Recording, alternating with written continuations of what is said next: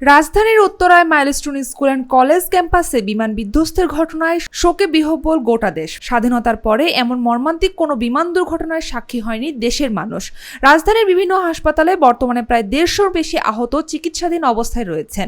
মর্মান্তিক এই ঘটনায় সারা দেশে শোকের মাতম সৃষ্টি করেছে। অনেকেই কোমলমতি শিশুদের এমন মৃত্যুতে ট্রমাটাইজড হয়ে গেছেন, অসুস্থ হয়ে পড়েছেন। তাদেরই মধ্যে একজন চিত্রনায়িকা পরিমণি। উত্তরায় বিমান দুর্ঘটনার পর প্যানিক অ্যাটাকের শিকার হন তিনি। রাতে তাকে ভর্তি করা হয় এভারকেয়ার হাসপাতালে। মঙ্গলবার দুপুরে হাসপাতাল থেকে দেওয়া এক ফেসবুক স্ট্যাটাসে এই বিষয়টি নিশ্চিত করেছেন এই অভিনেত্রী, যেখানে তিনি জানান আগে থেকেই আগুনের প্রতি এক ধরনের ভয় রয়েছে তার, কিন্তু উত্তরার এই ঘটনা এতটাই প্রভাবিত করেছে শেষ পর্যন্ত তাকে হাসপাতালে ভর্তি হতে হয়েছে। পরিতার স্ট্যাটাসে লিখেছেন, আমার আগুনের একটা ট্রমা আছে ছোটবেলা থেকেই, সেটা যে এখনো এত ভয়ঙ্করভাবে আছে তা বুঝতে পারিনি।